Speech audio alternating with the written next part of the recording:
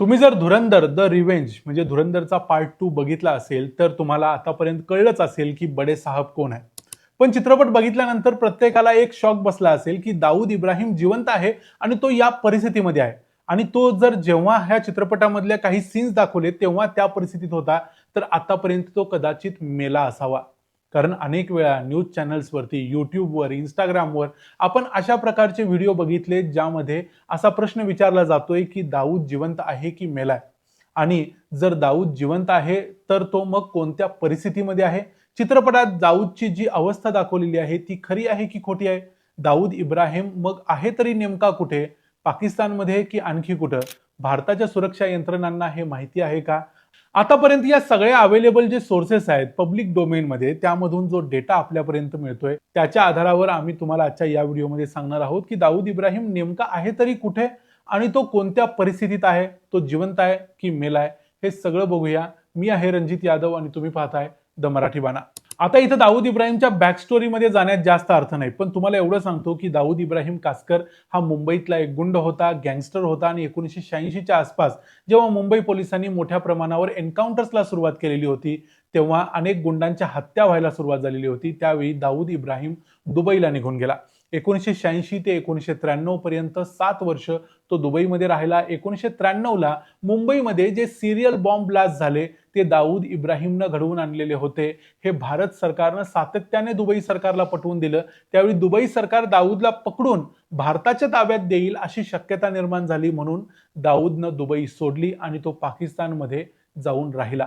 1993-94च्या दरम्यान तो पाकिस्तानमध्ये गेला. तेव्हापासून गेली 32 वर्ष दाऊद इब्राहिम पाकिस्तानमध्येच आहे. पण पाकिस्तान सरकार वारंवार हेच सांगत आले की दाऊद इब्राहिम आमच्याकडे नाही.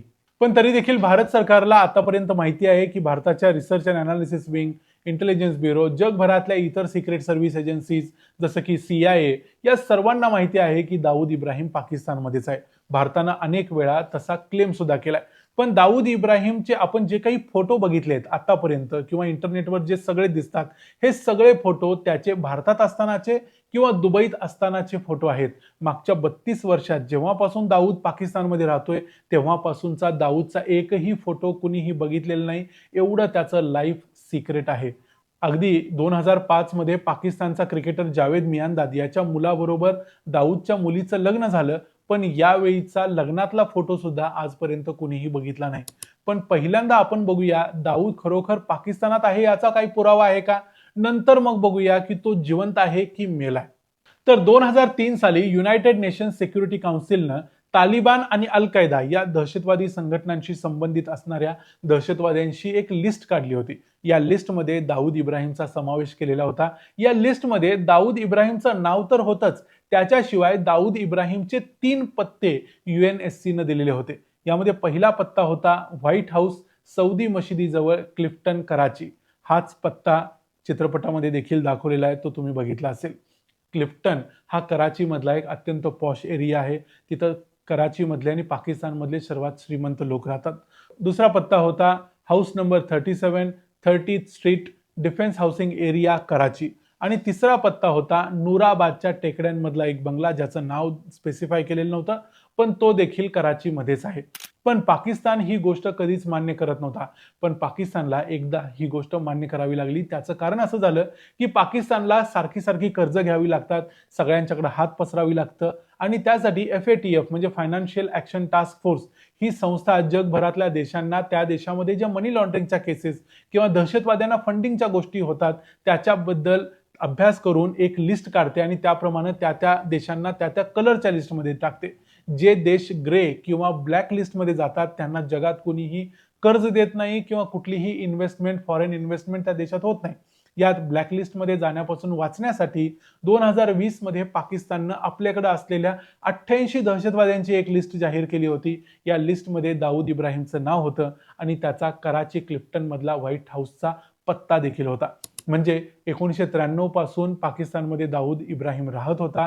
हे अखेर 2020 मध्ये जवळजवळ 26 वर्षांनी पाकिस्ताननं मान्य केलं. दाऊद इब्राहिम आजारी असण्याच्या बातम्यांना सुरुवात झाली 2016 मध्ये, जेव्हा पहिल्यांदा अशा बातम्या आल्या की डायबिटीस आणि हाय ब्लड प्रेशरमुळे दाऊद इब्राहिमला गँग्रीनचा त्रास सुरू झालेला आहे आणि तो प्रचंड वाढलेला आहे. त्यामुळे त्याच्या पायाची 2 बोटं कापलेली आहेत अशा बातम्या देखील आल्या होत्या.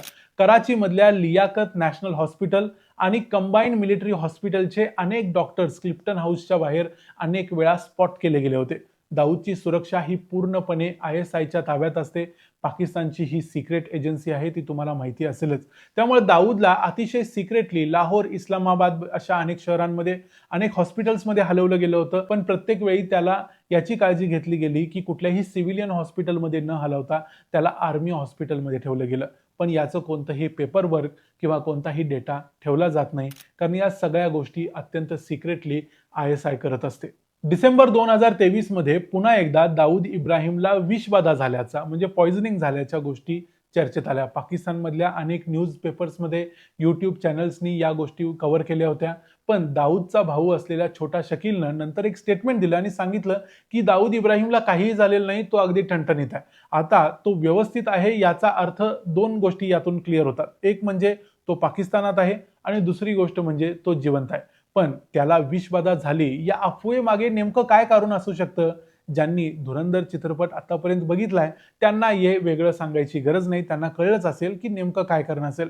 ज्यांनी बघितला नाही त्यांनी लवकरात लवकर बघून घ्या, म्हणजे तुम्हाला या सगळ्या गोष्टींचा कॉन्टेक्स्ट समजेल. म्हणजे आपण म्हणू शकतो की डिसेंबर 2023 पर्यंत तरी तो जिवंत होता. आता त्यानंतर पुढे काय झालं? 11 जून 2025 ला परत एकदा संयुक्त राष्ट्राच्या सिक्युरिटी काउन्सिलनं दहशतवाद्यांची एक यादी जाहीर केली. या यादीमध्ये पुन्हा एकदा दाऊद इब्राहिमचं नाव आलेलं आहे पत्त्यासकट. म्हणजे मागच्या वर्षीच्या जून महिन्यापर्यंत दाऊद इब्राहिम जिवंत होता असं युनायटेड नेशन्स सिक्युरिटी काउन्सिलचं म्हणणं आहे. जर त्याचा मृत्यू झाला असता तर त्याचं नाव या यादीतून कधीच काढलं गेलं असतं. याशिवाय भारताच्या रॉ या संस्थेनं देखील अनेक वेळा दाऊद इब्राहिम पाकिस्तानात आहे आणि जिवंत आहे असा पुरावा अनेक वेळा UNSCला दिलेला आहे आणि वेगवेगळ्या जगभरातल्या संस्थांना दिलेला आहे आणि असा दावा सुद्धा केलेला आहे. पाकिस्तानमधले अनेक दहशतवादी जसं की मौलाना मसूद अझहर, हाफिज सईद हे राहतात, पण पाकिस्ताननं त्यांना व्यवस्थितपणे लपवून ठेवलेलं आहे, कारण ते आंतरराष्ट्रीय दहशतवादी आहेत. जगानं हे मान्य केलेलं आहे. त्यामुळं त्यांचं पाकिस्तानातलं अस्तित्व हे पाकिस्तानला ऑफिशियली मान्य करता येत नाही. अशीच गोष्ट दाऊद इब्राहिमच्या बाबतीत आहे. पण काही कॉन्स्पिरसी थेरीजनुसार असंही म्हटलं जातं की दाऊद इब्राहिम पाकिस्तानमध्ये आहे आणि तो सुरक्षित याच कारणामुळे आहे की दाऊद इब्राहिम हा सध्या CIAचा असेट आहे. CIA ही अमेरिकेची गुप्तचर संस्था आहे. फ्री प्रेस जर्नलनं आणि आणखी काही वृत्तसंस्थांनी अशा पद्धतीच्या बातम्या दिल्या होत्या की दाऊद CIAला त्यांच्या अफगाणिस्तान ऑपरेशनसाठी मदत करतोय. कारण दाऊदचे अनेक गुंड, अनेक त्याचे साथीदार हे अफगाणिस्तानातून ऑपरेट करतात. त्यांचं ड्रग कार्टेल सुद्धा अफगाणिस्तानमधून चालतं. त्यामुळे अफगाणिस्तानमध्ये अमेरिकेला जे काही करायचं असतं त्यासाठी दाऊदची त्यांना मदत होते, म्हणून CIAनं त्याचा वापर करून घेतलाय असं देखील बोललं जातं. आणि म्हणूनच दाऊद इब्राहिम हा सध्याच्या परिस्थितीत पाकिस्तानसाठी फार महत्वाचा व्यक्ती नसला तरी देखील पाकिस्ताननं त्याला सांभाळलंय. याचं कारण म्हणजे CIA आणि ISI.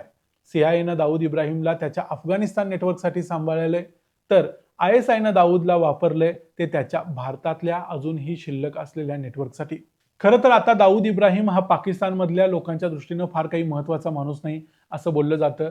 पाकिस्तान सरकारच्या दृष्टीने तो महत्वाचा माणूस नाही, फक्त पाकिस्तानच्या ISIच्या दृष्टीनं तो अत्यंत महत्वाचा माणूस आहे. दाऊदचे भारतातले जे अनेक गँगस्टर्स आहेत हे पाकिस्तानमधून भारतात घुसणाऱ्या दहशतवाद्यांसाठी फर्स्ट पॉइंट ऑफ कॉन्टॅक्ट असतात. एक प्रकारे इंडक्शन ट्रेनिंग वगैरे द्यायचं काम हेच लोक करतात. हे स्लीपर सेल म्हणून काम करतात असंही बोललं जातं. म्हणून भारत गेली 32 वर्ष दाऊद इब्राहिमला पकडण्याचा प्रयत्न करतोय, पण पाकिस्ताननं मात्र त्याला अतिशय व्यवस्थितपणे लपवून ठेवलंय. दाऊदनं आतापर्यंत भारतात अनेक दहशतवादी कट घडवलेले आहेत, ज्यामध्ये शेकडो लोकांना आपले प्राण गमवावे लागलेले आहेत. या सगळ्या गोष्टी बघितल्या तर मला असं वाटतं की दाऊद इब्राहिम जो आता सध्या जिवंत आहे तो नैसर्गिक मृत्यूनं मरू शकतो, कारण आता त्याचं वय 71च्या आसपास पोहोचलेलं आहे. त्याचा जन्म 1955चा आहे. तो कुठल्या तरी नैसर्गिक कारणानं मरू शकतो, पण तो तसं न मरता तो कुठल्या तरी भारतीय अननोन गनमॅनच्या हाती मरावा किंवा भारत सरकारनं त्याला यशस्वीपणे भारतात आणावं आणि भारतात मारावं, कारण तो भारताचा गुन्हेगार आहे. पण थोडक्यात आपण असं म्हणू शकतो की दाऊद इब्राहिम आता सध्या पाकिस्तानमध्ये आहे आणि तो जिवंत आहे. दाऊद इब्राहिम बद्दलचं तुमचं मत काय आहे? दाऊद इब्राहिम बरोबर काय केलं पाहिजे? तो जिवंत खरोखर असेल का, की त्याचं फक्त नाव जिवंत ठेवलं गेलंय प्रेशर टॅक्टिक्स म्हणून? नेमकं तुम्हाला काय वाटतं ते आम्हाला कमेंट्समध्ये जरूर सांगा. व्हिडिओ आवडला असेल तर व्हिडिओला लाईक करा, चॅनलला सबस्क्राईब करा. पुन्हा भेटू पुढच्या व्हिडिओमध्ये. तोपर्यंत पाहत राहा द मराठी बाणा. जय हिंद, जय महाराष्ट्र.